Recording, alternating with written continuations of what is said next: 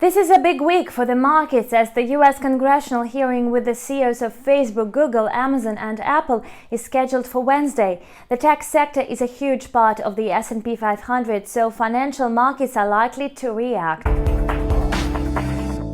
The S&P 500 closed at the level of 3,215.63 on Friday. It decreased by 0.3% for the week. After a slight growth for the first 3 days of the week, it was sliding down on Thursday as well as on Friday. The rally on Wall Street that has brought the S&P 500 to nearly 5% below its record high reached in February and seen the NASDAQ gain more than 15% year-to-date will be tested this week. The majors are reporting profits. Facebook, Amazon, Apple, Microsoft and Google, they now account for 22% of the S&P 500's market capitalization. Meanwhile, the Dow slid by 0.68% on Friday to 26,469.89. For the week, the Dow Jones Industrial Average declined by 0.76%.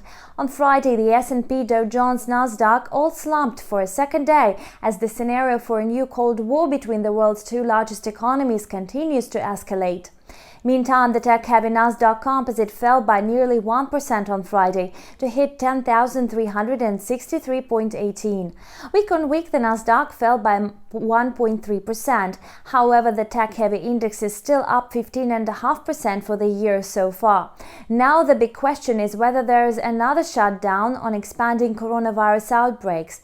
And if there is, how would it impact the V-shaped recovery theory?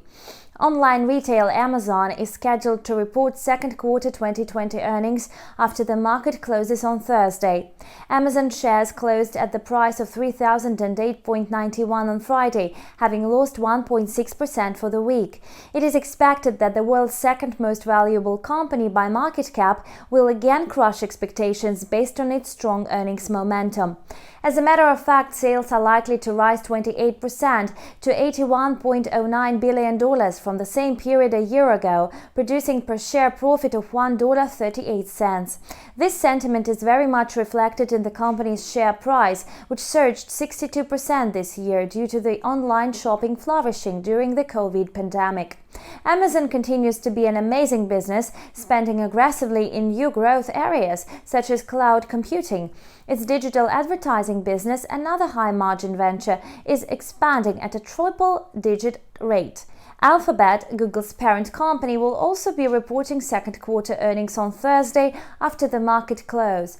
On average, expectations are for the EPS of $8.04 on revenue of $37.3 billion. Shares of Alphabet lost 0.56% on Friday, closed at 1,508.21. Weekly, it slid by 0.57%. Google shares did not perform as expected this year amid concerns that the recession brought around by the COVID will make companies cut digital ad spending, hurting this internet content and information giant. The world's largest internet company has been trying to diversify away from search advertising for years by investing heavily in cloud services, digital video, consumer hardware, and riskier long-term bets, such as driverless cars.